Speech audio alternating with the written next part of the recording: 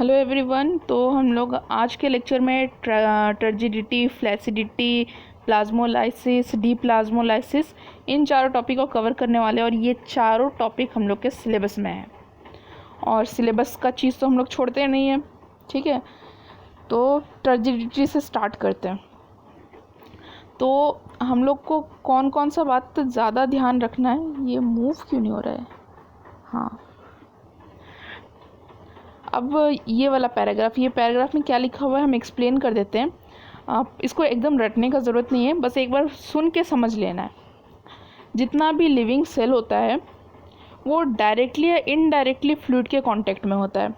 अब जैसे root hair ले लें, रूट हेयर जो होता है वो सॉयल वाटर के कांटेक्ट में होता है और ऐसे ही जब सेल वाटर के कांटेक्ट में होते हैं तो ऑस्मोसिस होगा, है ना। और ऑस्मोसिस होगा तो सेल के अंदर जो है वो वाटर का एंट्री होगा, सेल के अंदर वाटर का एंट्री होगा।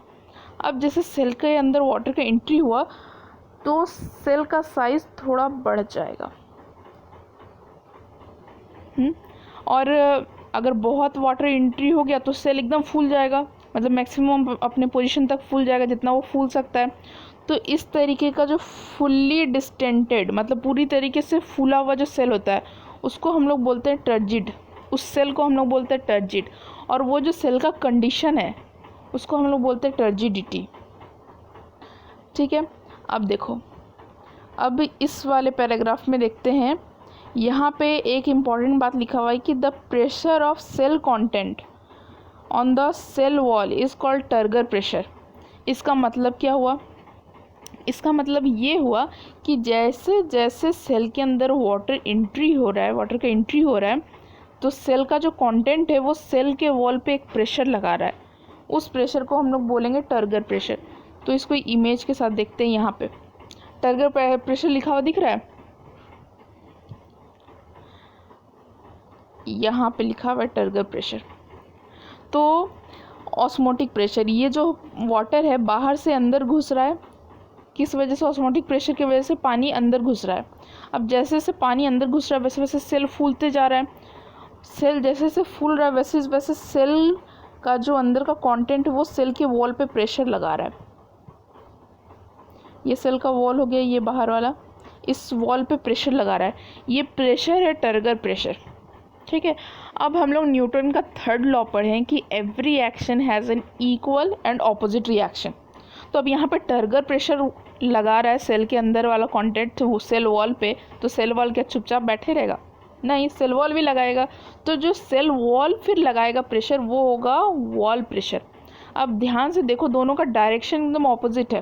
टर्गर प्रेशर अगर हम इधर दिखाते हैं, टर्गर प्रेशर अगर ऐसे वॉल पे लग रहा है तो वॉल प्रेशर इस तरीके से सेल के कंटेंट पे लग रहा है। ठीक है, तो टर्गर प्रेशर समझ में आ गया। वॉल प्रेशर, यहाँ पे वॉल प्रेशर के बारे में लिखा है कि जो प्रेशर सेल कंटेंट पे लगाता है उसको हम लोग वॉल प्रेशर बोलते हैं। अब जब सेल टर्जिड कंडीशन में आ चुका है तो उस कंडीशन में क्या होता है कि एक तरीके से हम लोग बोल सकते हैं कि कोई वाटर का मूवमेंट नहीं हो रहा है, ना अंदर घुस रहा है ना बाहर जा रहा है, बैलेंस स्टेट में आ जाता है। अब यहाँ पे देखते हैं, यहाँ पे ये दो इमेज हम लोग को क्या बता रहा है।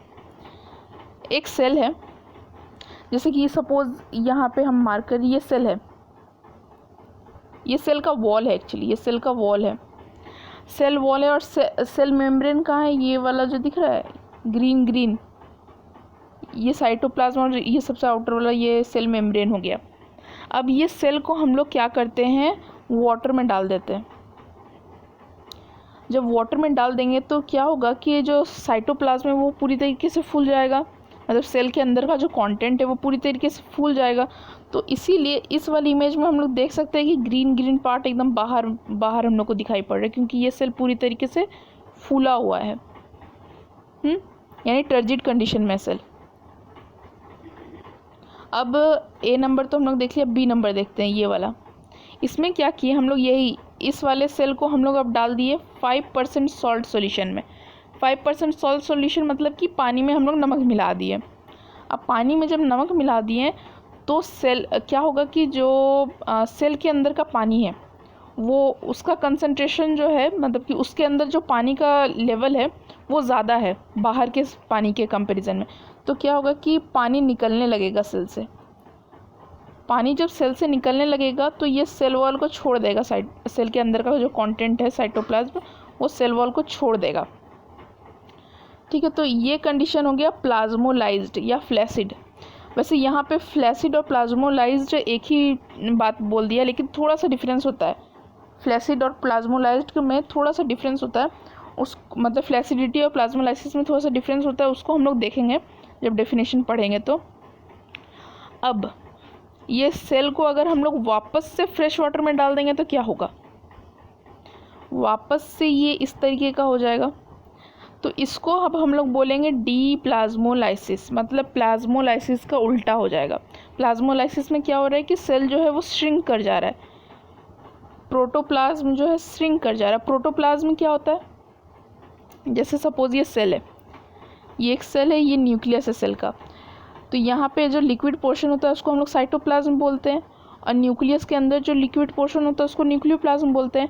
दोनों को मिला के साथ में हम लोग बोलते हैं प्रोटोप्लाज्म।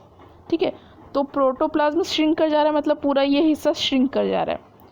तो जब पूरा हिस्सा श्रिंक कब कर रहा था, जब हम लोग 5% सॉल्यूशन में रख रहे थे सेल को, और उस सेल को हम लोग क्या बोलते हैं कि सेल फ्लैशिड हो गया या प्लाज्मोलाइज्ड हो गया। अब ये सेल को हम लोग क्या करेंगे, वापस से ऑर्डिनरी वाटर में रख देंगे। तो वाटर से जब वापस से हम लोग नॉर्मल वाटर में रखेंगे तो वापस से ये टर्जिड हो जाएगा इस तरीके का। अब इसको हम लोग बोलेंगे डी प्लाज्मोलाइज्ड सेल, क्योंकि ये एक बार प्लाज्मोलाइज्ड हो चुका है उसके बाद फिर वापस से टर्जिड हुआ है, तो इसको हम लोग बोलेंगे डी प्लाज्मोलाइज्ड। यहाँ पे देखते हैं क्या लिखा है डी प्लाज्मोलाइसिस के बारे में। द रिकवरी और reversal of plasmolysis is called D plasmolysis. तो डी प्लाज्मोलाइसिस हम लोग का सिलेबस में, तो इसका डेफिनेशन हम लोग ध्यान में रखेंगे। अब यहाँ पे आता है ये तीनों टर्म, टर्जिडिटी, प्लाज्मोलाइसिस, फ्लैसिडिटी।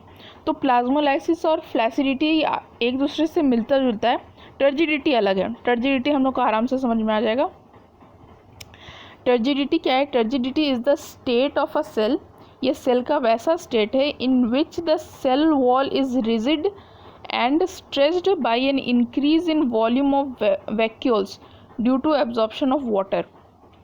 तो ये जो सेल है, सेल के अंदर जब पानी घुस रहा है, वाटर घुस रहा है, तो जो सेल का कंटेंट है वो इंक्रीज़ हो रहा है, वैक्यूल का साइज़ बढ़ रहा है, वॉल्यूम बढ़ रहा है, जिससे क्या होता है इसके चारों तरफ जो सेल वॉल है,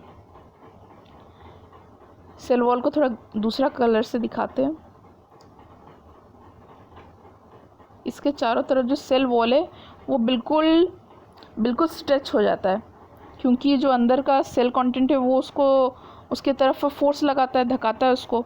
ठीक है, तो टर्जिडिटी क्या हो गया, टर्जिडिटी ये डेफिनेशन याद रखना होगा। Turgidity is the state of a cell in which the cell wall is rigid and stretched by an increase in the volume of vacuoles due to absorption of water.